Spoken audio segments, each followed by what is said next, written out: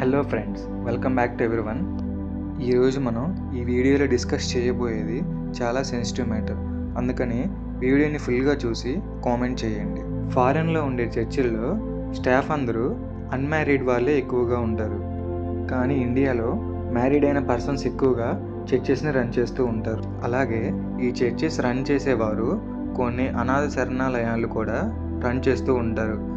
కాకపోతే వీరి దగ్గర అంత మనీ ఉండదు కనుక వీరు చర్చికి వచ్చే వారి దగ్గర నుంచి డొనేషన్స్ తీసుకొని రన్ చేస్తూ ఉంటారు.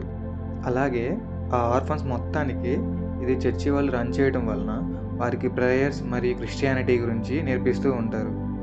ఇలా హాస్టల్స్లో ఉండే పిల్లలందరూ అనాథలు కావడం వలన వారికి ఎవరూ సపోర్ట్ లేకపోవడం వలన కొన్ని అనాథ శరణాలయాల్లో వీరిని ఇంకొక పనులకి వాడుకుంటారు. వీటిల్లో నెంబర్ 1 కెనడాలోని క్యాథలిక్ చర్చ్ అని ఒకటి ఉంటుంది. ఇది నెంబర్ 1 ఎందుకంటే ఇక్కడ 75 సంవత్సరాల నుండి అక్కడి ఆడవారిని లైంగికంగా వాడుకుంటున్నారు. ఈ అనాథ శరణాలయంలో 6 సంవత్సరాల నుండి 60 సంవత్సరాల వరకు అమ్మాయిలు ఉంటారు. అక్కడ ఉన్న అమ్మాయిల్ని ఇంటర్నల్గా బంధించి బయట వ్యక్తులతో సంబంధాలు లేకుండా వారు లైంగికంగా వేధించేవాళ్ళు.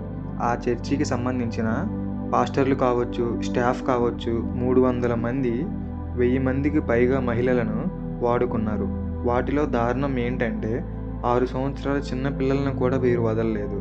ఆ చర్చిలోని ఒక మహిళ బయటకు రావటం వలన ఈ విషయాలన్నీ వెలుగులోకి వచ్చాయి. ఆ మహిళ కోర్టుని ఆశ్రయించడంతో కోర్టు ఆ చర్చికి 76 మిలియన్ల ఫైన్ విధించింది. ఆ 76 మిలియన్లని అక్కడ నష్టపోయిన మహిళలందరికీ పంచింది. అక్కడ అంత జరుగుతున్నా అక్కడ ఉన్న మహిళలు దీన్ని బయట పెట్టకపోవడానికి కారణం వారి దగ్గర పలుకుబడి, ధనం లేకపోవటమే. అక్కడ ప్రజలకి కష్టం వచ్చినప్పుడు దేవుడి దగ్గరికి వెళ్తారు. కానీ అక్కడికి వెళ్ళినప్పుడు అక్కడి వారు ఇలా చేస్తున్నారంటే వారు ఎవరిని నమ్మగలరు? ఇలాంటివి కేవలం ఫారిన్ కంట్రీస్లోనే కాదు, ఇండియాలో కూడా ఇటువంటివి చాలా జరిగాయి. కాకపోతే అధికంగా తమిళనాడులో మాత్రమే జరుగుతాయి. ఎందుకంటే అక్కడ క్రిస్టియన్ కల్చర్ చాలా ఎక్కువగా ఉంటుంది. అలాగే ఇలాంటి చర్చి యొక్క ఆశ్రమాలు కూడా అధికంగా ఉంటాయి. సేలంలోని ఒక పాస్టర్ ఒక అనాథాశ్రమాన్ని నడుపుతూ ఉన్నాడు. దానికి ఎటువంటి రిజిస్ట్రేషన్ కూడా లేదు. అందులో మొత్తంగా 50 మంది పిల్లలుంటే 30 మంది ఆడవాళ్ళు మాత్రమే ఉన్నారు. ఇందులో భయంకరమైన దారుణం ఏమిటంటే ఒక అమ్మాయిని 12 సంవత్సరాల వయసు నుండి 20 సంవత్సరాల వరకు ఈ పాస్టర్ వాడుకుంటూ ఉన్నాడు.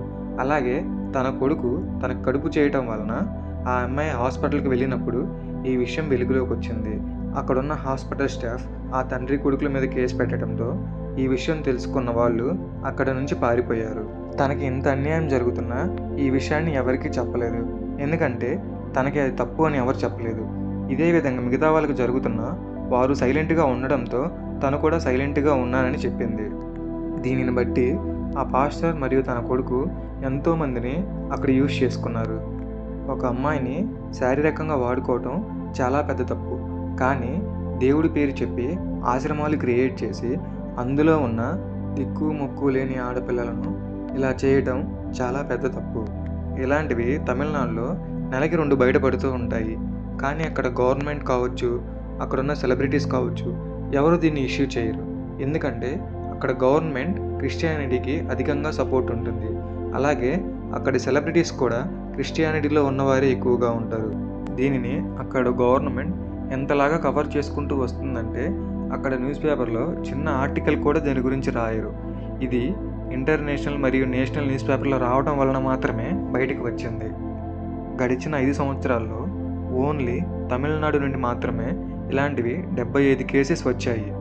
ఇంకా 400కు పైగా కేసెస్ కోర్టులో రన్ అవుతూ ఉన్నాయి. ఇలాగ దేవుడి పేరు చెప్పుకొని ఒక ఆశ్రమాలు అడ్డం పెట్టుకొని ఇలా చేయటం చాలా పెద్ద తప్పు. కానీ వారిని ఎవరూ ప్రశ్నించడం లేదు. అందువలన ఇలాంటివి ఇంకా పెరుగుతూ ఉన్నాయి. మీకు కనుక ఇన్ఫర్మేషన్ నచ్చినట్టయితే వీడియోని లైక్ చేసి ఛానల్ని సబ్స్క్రైబ్ చేయండి. Thank you friends.